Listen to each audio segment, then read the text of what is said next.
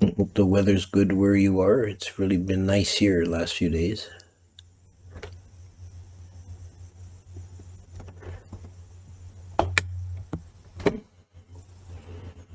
Okay. Namo tassa bhagavato arahato sama sambuddhassa. Namo tassa bhagavato arahato sama sambuddhassa. Namo tassa bhagavato arahato sama sambuddhassa. So today we're going to conclude the series on the three cardinal discourses of the Buddha. These are traditionally the first three sermons that he gave. The first was the turning the wheel of the Dhamma, and then the discourse on not self, and then today is the fire sermon. Now there's a colorful backstory to this one, that the after the Buddha's enlightenment, and he taught the first two sermons close to that site with the five bhikkhus, the five companions. Then he started beginning his wandering, and he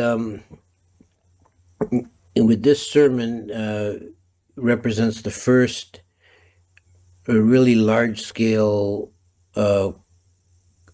conversion to the new the sasana, the religion of the Buddha. There was 1,000 fire worshippers with matted locks. There's one of these Indian sects. They never cut their hair, so they had these long, shaggy hair and beard, and they practiced worshiping fire. And there was 1,000 of them in three groups. And he approached the first one, and he asked the leader if he could have a place to stay for the night. And the leader said, "Well, the only place we've got is the firehouse. It's like a sauna, it's a steam room. But we can't go in there because it's been taken over and occupied by a fire-breathing naga." This is one of several stories about fire-breathing nagas taking over saunas. It seemed to have been a problem in those days. So the Buddha said, "Oh, I'm not concerned about that." And during the night, they could see flames and smoke bellowing from this building. And they thought, "Oh, that poor samana, he's doomed. The nagas destroying him." But in the morning, the Buddha came down with his alms bowl and opened it up, and there was a little snake curled up inside, sleeping peacefully, and he said, "Here's your naga, I tamed him." And this leader of the Kassapa was his name, the leader of these ascetics. He said to himself, "This samana is powerful and has great potency, but he's not an arahant like me." And over the course of the next few weeks, the Buddha stayed there, and he performed numerous miracles during his stay. At one point, the four great kings came to attend him in the night, and they could all see the brilliant light. And another occasion, Saka came, and on another occasion, the Buddha magically transported himself to the center of Jambudipa and got a fruit from the rose apple tree to offer at the meal. And every time one of these events occurred, this Kassapa would say to himself, "Powerful is this samana, but he's not an arahant like me." And finally the Buddha confronted him and said, you know you're not an arahant, and you're not on your way to arahantship. Your practice will never lead you to liberation. And that cut through these delusions of this fellow, and he converted to becoming the Buddha's student, and all his disciples followed him. And they cut off their long matted locks and threw them into the river. And the second group of ascetics saw all this matted hair floating down the river, and they said, "Our brothers are in trouble. There must have been a massacre." So they came up to up the river to the site of the first group, and they got converted as well, and they cut their hair off, and then the third group did the same, and they all got converted. So there was 1,000 of them altogether, of fire-worshipping, matted hair ascetics. Jatalas is the Pali name given to this sect. They all became bhikkhus. So this is the first really large-scale beginning of the sangha. These are 1,000-fold matted hair ascetics. So considering that these ascetics had practiced the worshipping of fire, they had the sacred fire that they never let go out. They tended it day and night, so it never went out. The Buddha decided to give them a sermon using an analogy of fire. And this is something in the Buddhist teaching that we see again and again, that he would take some cultural form from the older traditions and give it a new twist and interpret it in terms of dhamma. So this sutta is, like the other two, it's very short. It's probably the shortest of the three. It occurs also in the Samyutta, like the other two. And I'll read it out. On one occasion, the Blessed One was dwelling at Gaya's head, together with 1,000 bhikkhus. These are the 1,000 converted ascetics. Then the Blessed One addressed the bhikkhus thus: Bhikkhus, all is burning. And what, bhikkhus, is the all that is burning? The I is burning. Forms are burning. I consciousness is burning. Eye contact is burning. And whatever feeling arises with eye contact as condition, whether pleasant or painful or neither painful nor pleasant, that too is burning. Burning with what? Burning with the fires of lust, with the fire of hatred, with the fire of delusion. Burning with birth, aging, and death, with sorrow, lamentation, pain, displeasure, and despair, I say. Then he repeats the same formula for the other senses. The ear is burning, the nose is burning, the tongue is burning, the mind is burning, etc. Now this is interesting in a number of ways, the way he formulates this. This is the germ of the dependent origination. He has the sixfold sense base, leading to contact. Eye contact is burning, which leads to feeling. Feeling arises with eye contact as condition. The Buddha at this point in his career had not yet taught the dependent origination, paticca samuppada, although there is one account of his enlightenment night that he realized and understood the dependent arising as part of the enlightenment process, but he had not yet proclaimed it. But here's the first beginning of it. Some of the steps are mentioned here. And what are they burning with? The fire of lust, hatred, and delusion. That is the three roots, the three mula, the roots of all defilement and all ill and all suffering: greed, hatred, and delusion.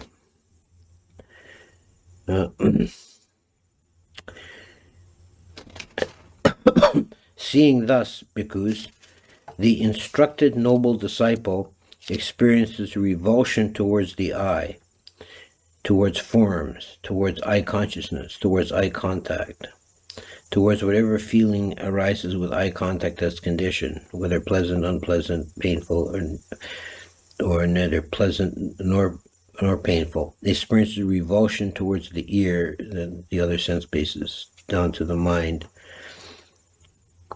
Experiencing revulsion, he becomes dispassionate. Through this passion, his mind is liberated. When it is liberated, there comes the knowledge. It is liberated. He understands destroyed is birth. The holy life has been lived. What has to be done has been done. There is no more to the state of being. Now, this is the three stages that occur in several places in the Pali Canon. The three stages leading towards liberation. beginning with nibbida, leading to viraga, and then vimutti. Nibbida here is translated revulsion. I'm not entirely happy with that translation, and there's been a lot of scholarly commentary about the meaning of nibbida. It's a word that really has no exact English translation, and I find revulsion is perhaps, although I see where it comes from, it sounds a bit too strong, too negative. Another suggestion is disenchantment. To my mind, that's better, but it sounds kind of too mystical. Nibbida is a turning away from things that previously had fascinated one. The objects of the senses had previously fascinated one, and then with nibbida, there's a weariness or a turning away, a disenchantment, which could be seen as a mild kind of revulsion. One turns away from the objects of the senses. And that leads to viraga, which is dispassion, which is very literal translation in this case. Raga is passion, and we is a negative, or an emphatic kind of negative, or cutting off. So this is the next stage. That this and passion is like the motive, the engine, the power source of samsara. And so that fades. This viraga is the fading or dissolution of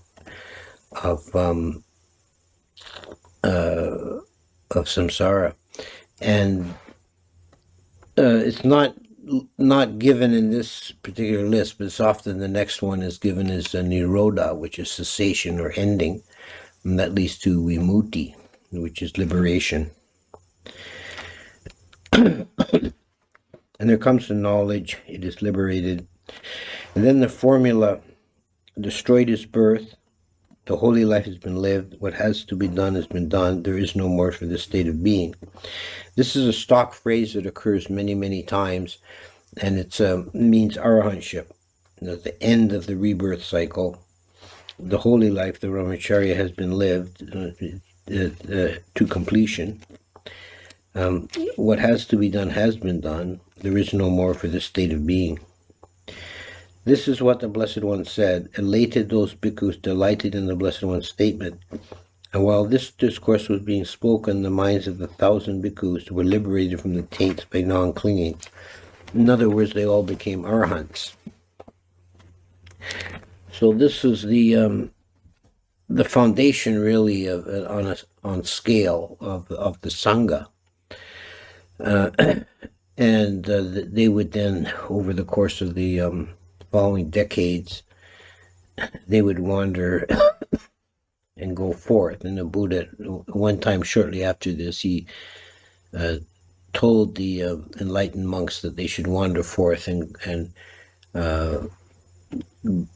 go in all directions and spread the dhamma.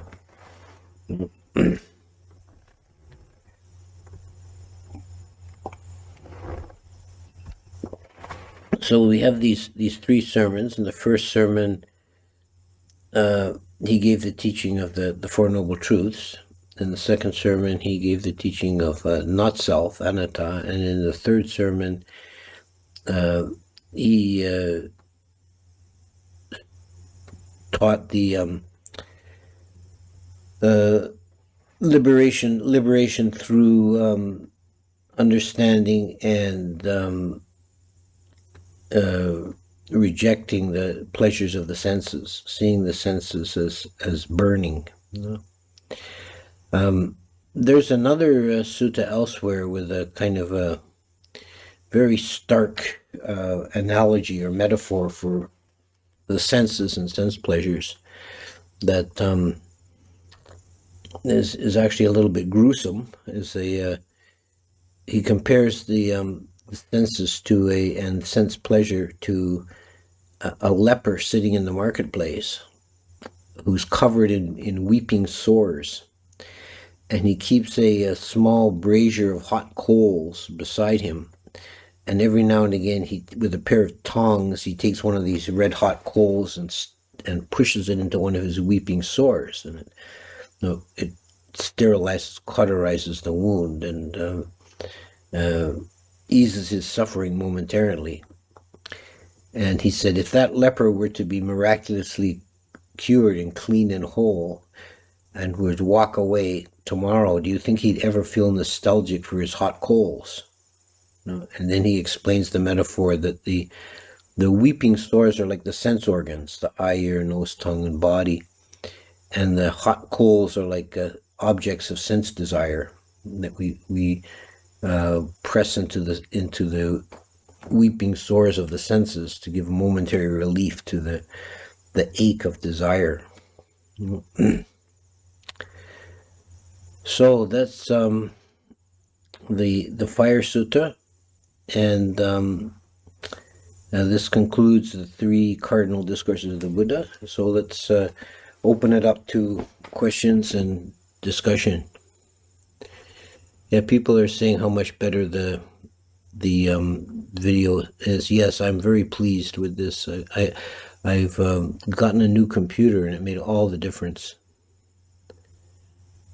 I've already had 2 Zoom meetings, and they went by flawlessly, whereas previously it was glitching all the time if I tried to get on Zoom.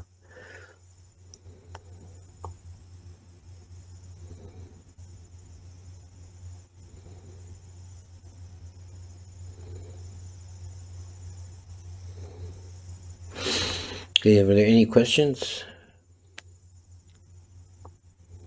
Okay, let's see, something's coming up.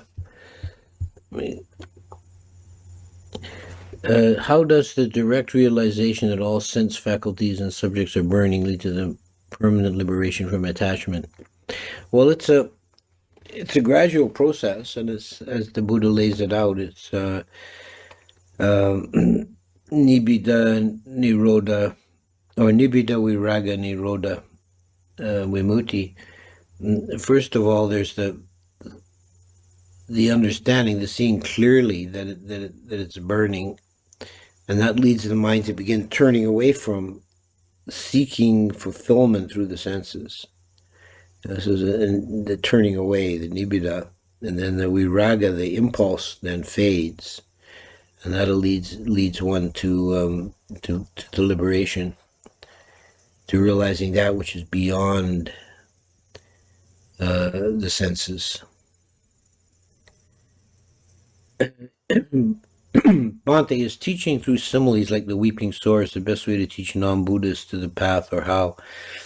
Yeah, I think similes are a very powerful teaching tool.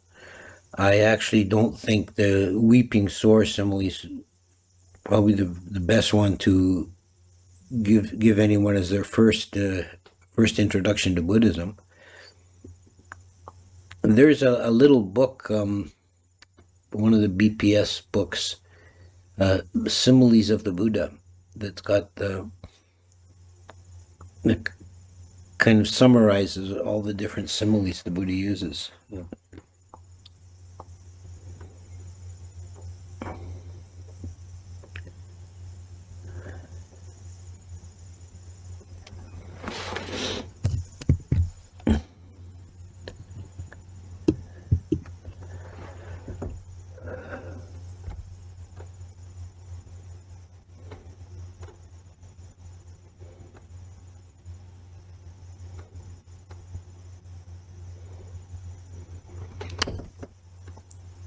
Bhante, is contemplation of the 5 aggregates, the 6 senses, and anatta, how the mind gets liberated?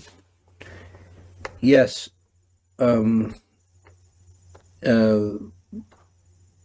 Basically, that's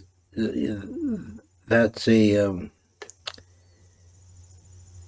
way of, like, these categories, the aggregates and the 6 senses. These are ways of looking at our experience, the samsaric experience, and analyzing it and understanding it.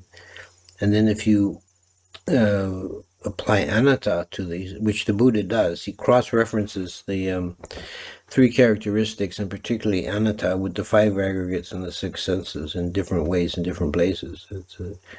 It's really the core of understanding reality. Is there a simile regarding the 5 precepts? I don't think there is that I can recall a specific simile for the 5 precepts.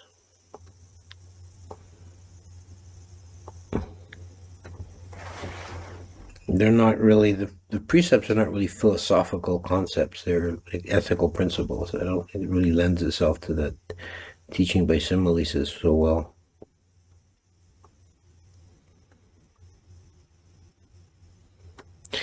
Is the Buddha saying that contact such as sight is always burning with greed, hating, delusion, or only potentially depending on the object?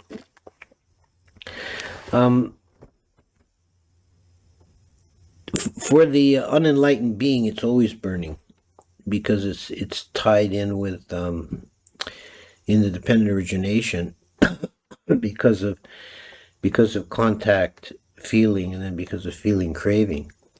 That feeling arises with sense impression, and then one reacts to it with either desire or aversion or delusion. So in the case of an enlightened being, an arahant or a Buddha, a fully enlightened being, they still have the sense contact, but it doesn't.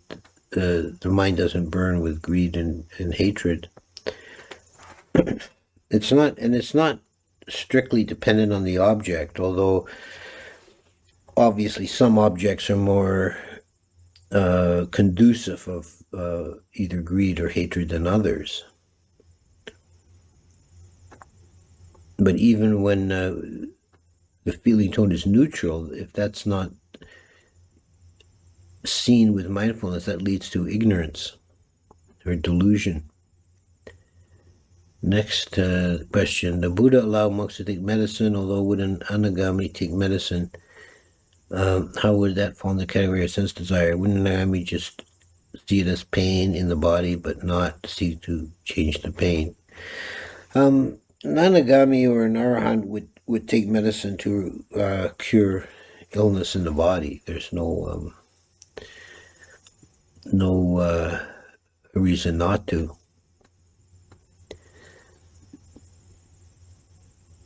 But if you're asking just specifically about painkillers,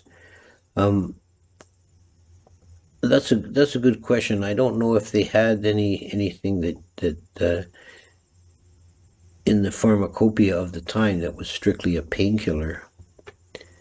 I would see pain in the body is not something useful to experience. We do have the Buddha in his last days experienced a great deal of pain, particularly in his back, and he would go into jhana to relieve the pain. So he would take measures to not experience pain. Bhante, if all experience is a process, why does the mind believe there is a self-experiencing reality? I think that's the core kind of delusion that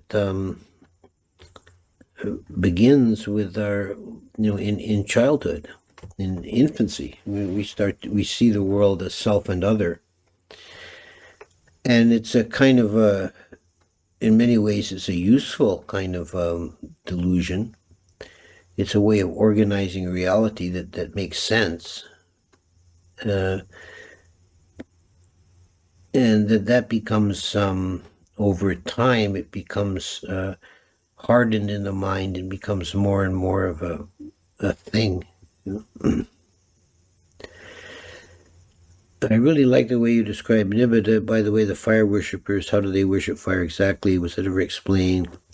The philosophy and rituals. This continuation. I don't like the way the chat does this. It breaks up these things. It looks like there's continuation of that. But okay, I'll just address what's here. How did they worship fire exactly? I don't see it explained in great detail, but it does say that they never let the fire go out. That was their practice was to keep the fire going continually.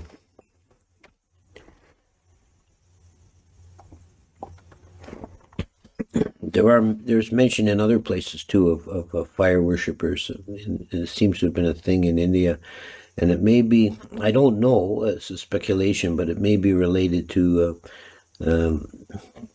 Zoroastrians of Persia, who were also fire worshippers. This sounds very much like the Chachaka Sutta. What would be the difference between the two? Well, they're both covering the same ground, basically, from the slightly different angles. I couldn't find the sutta on my Bhikkhu Bodhi Sutta Napada book, and then someone immediately answers, it's on page 1143. Let's see if that's in my edition the same. I lost my place here.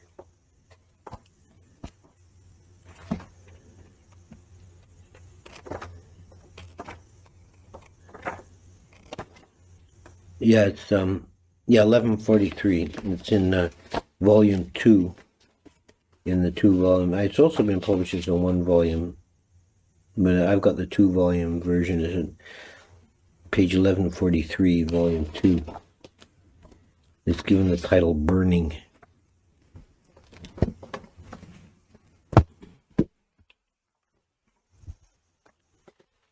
Also, the story in detail about the conversion of the fire ascetics can be found in originally from the Vinaya Mahavaga. The very good translation, approachable, is in Nyanamoli's Life of the Buddha. You'll find it in there.